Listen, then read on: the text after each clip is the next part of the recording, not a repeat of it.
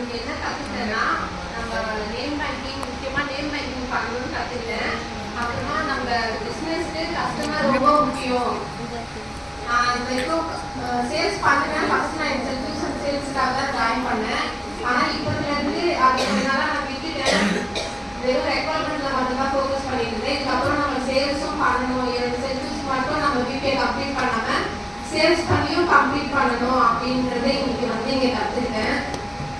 என்னோட மிஸ்டேக்ஸ் என்னன்னா, நான் வெளியே போய் ரொம்ப பேசுறதுக்கு யோசிப்பேன், சொன்னால் வாங்காதா அப்படின்ற மாதிரி. ஆனால் நான் நிறைய வில்லேஜ்லாம் போய் ஆஃப்லைன் மீட்டிங்லாம் பண்ணியிருக்கேன். அங்கே போய் பார்த்து பேசும்போது ஒரு கான்ஃபிடென்ட் கிடைக்குது. ஆனால் சென்னையில் வந்து பேசணும்னா அது கிடைக்க மாட்டேங்குது, எனக்கு தெரியல. அதனால சென்னையிலையும் எங்கே போனாலும் நம்ம ஆஃப்லைன் மீட்டிங் பண்ணணும், எல்லாருக்கும் கான்ஃபிடென்ட்டாக பேசணும். அவங்க எஸ் சொன்னாலும் நோ சொன்னாலும் நம்ம அதை பற்றி கவலைப்படாமல் மேம் சொல்கிற மாதிரி நம்ம எதனால அக்செப்ட் பண்ணிட்டு வரணும். நமக்கு ஜஸ்ட் ஒரு இதாச்சும் கிடைக்கும், ஒரு லேர்னிங்ஸ் ஆச்சும் கிடைக்கும். நான் இது வரைக்கும் எந்த டைப்லையும் இல்லை. ஆனால் நெக்ஸ்ட் இயர் வந்து கோல்டு டைரக்டர் ஆகி மலேசியாவுக்கும்